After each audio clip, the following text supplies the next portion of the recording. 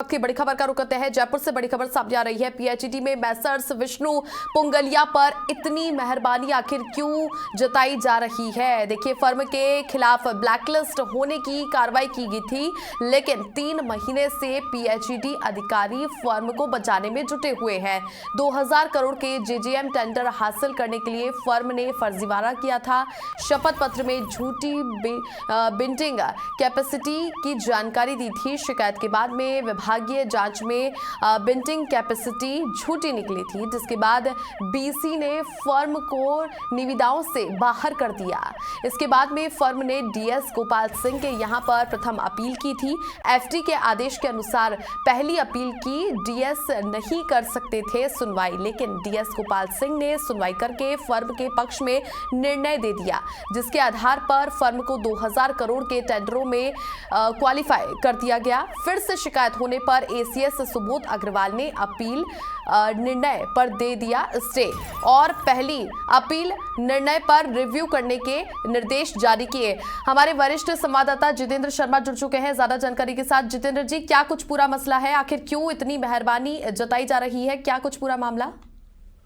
देखिए छवि, ये जो विष्णु पुंगलिया है, इसने जो जेजेएम के बड़े टेंडर हुए थे उनमें बिडिंग कैपेसिटी का झूठा शपथ पत्र प्रस्तुत किया था, जिसकी शिकायत होने के बाद में विभाग ने इसकी जांच करवाई और जांच में शिकायत सही पाई गई और वो सारे जो सर्टिफिकेट थे बिडिंग कैपेसिटी के शपथ पत्र थे वो झूठे पाए गए। उसके आधार पर फर्म को निविदाओं से बाहर कर दिया गया, लेकिन फर्म ने विभाग के अधिकारियों के साथ मिलीभगत की और डीएस के यहाँ जो शासन सचिव है गोपाल सिंह, उसके यहाँ प्रथम अपील करवा दी, प्रथम अपील लगाई और प्रथम अपील की नियमानुसार जो फाइनेंस के नियम है उसके अकॉर्डिंग डीएस उस अपील की सुनवाई नहीं कर सकता, लेकिन नियम विरुद्ध जाके उन्होंने सुनवाई की और इस फर्म को निविदाओं में क्वालिफाई कर दिया और 2000 करोड़ की निविदाओं में ये फर्म L1 भी आ गई और फर्म को कार्य आदेश जारी करने की तैयारी भी कर ली गई थी। लेकिन इसी बीच एक और शिकायत हुई और इस शिकायत में सामने आया कि अपील का निर्णय ही गलत है। जब एसीएस के पास ये पूरा मामला पहुंचा तो उन्होंने इसकी समीक्षा की विभाग के अधिकारियों के साथ में और उसमें पाया कि अपील की सुनवाई गलत हुई है और गलत निर्णय दिया गया, तो उन्होंने इस पर रिव्यू करने के निर्देश दिए और तब तक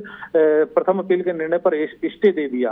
अब पिछले 2 माह से लगातार इस पर रिव्यू बैठक चल रही है और डीएस खुद ही उसकी रिव्यू बैठक कर रहे हैं, जबकि नियमानुसार अगर कोई प्रथम अपील की निर्णय कर देता है तो उससे उच्चस्थ अधिकारी, अपर अधिकारी के पास में मामला सुनवाई के लिए जाएगा, रिव्यू के लिए जाएगा, लेकिन वो खुद ही अपने द्वारा किए गए निर्णय की सुनवाई कर रहे हैं और बार बार बैठकों में अधिकारियों द्वारा इस निर्णय को गलत बताया जा रहा है, लेकिन सबके विरुद्ध जाकर वो अभी भी इस मामले पर अड़े हुए हैं और केन प्रकार फर्म को बचाने में जुटे हुए हैं। नियमानुसार इस फर्म को ब्लैकलिस्ट किया जाना था, फर्म के खिलाफ उसकी अर्नेस्ट मनी को जब्त किया जाना था, लेकिन ये दोनों ही कार्रवाई नहीं करके वो अभी भी पूरी तरह से इस फर्म को बचाने में जुटे हुए हैं, जो कि एक जलदाय विभाग का इतना बड़ा फर्जीवाड़ा है। उसमें ये सारे अधिकारी इन्वॉल्व हो रहे हैं। बार बार डीएस के द्वारा इस फर्म को बचाने के लिए मीटिंगें, 7 बार मीटिंगें, रिव्यू बैठक आयोजित करनी गई, लेकिन अभी तक भी उसमें निर्णय नहीं दिया है। तो कुल मिलाकर ये मिलीभगत का एक सबसे बड़ा उदाहरण है।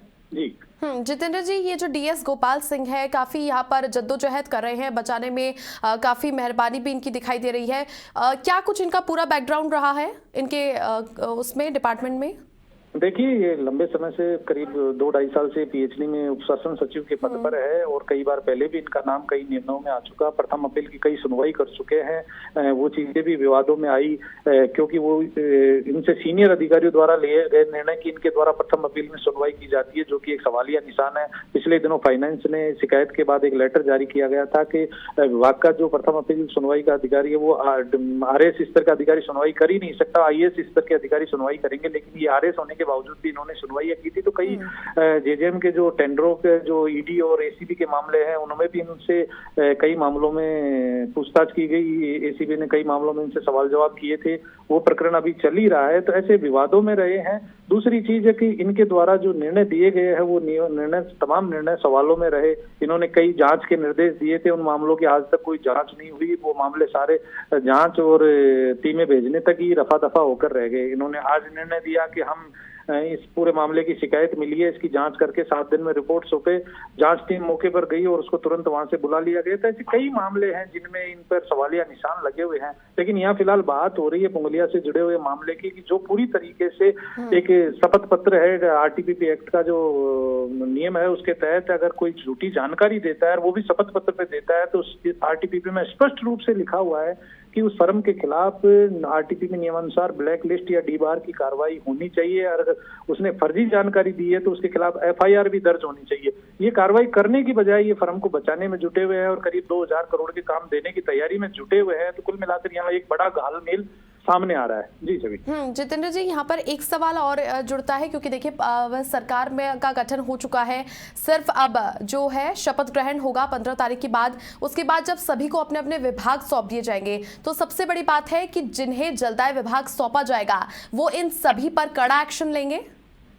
देखिए, ये बड़ी चुनौती रहेगी। जो भी जलदाय विभाग को संभालेंगे जो मंत्री, उनके सामने ये बड़ा टारगेट रहेगा कि इस विभाग भ्रष्टाचार को लेकर जलदाय विभाग लंबे समय से राजस्थान ही नहीं पूरे देश भर में बदनामी झेल रहा है। प्रधानमंत्री नरेंद्र मोदी भी कई बार अपनी सभाओं में संबोधित कर चुके हैं कि जेजेएम राजस्थान में भ्रष्टाचार हुआ है उसकी तमाम जांच की जाएगी। ये सारी चीजें चल रही है। तो कहीं न कहीं जब नई सरकार का गठन होगा, नए मंत्री को इसका भार मिलेगा, तो इन मामलों में जरूर उनको एक्शन लेना पड़ेगा। हालांकि उनके सामने बड़ी चुनौती रहेगी कि इतने बड़े लेवल पर जो भ्रष्टाचार के मामले हैं उनके खिलाफ वो क्या कार्रवाई करते हैं, ये तो आने वाले समय में पता चलेगा। लेकिन फिलहाल ये मामला ऐसा है कि अगर इसमें उनके सामने ये स्थिति हो गई कि अब ये उनके द्वारा दिए गए निर्णय में अगर कार्रवाई नहीं करते हैं और फर्म को पास करते हैं तो ये करोड़ों रुपए के भ्रष्टाचार का मामला सामने आएगा। एक अजीब सा उदाहरण पेश होगा।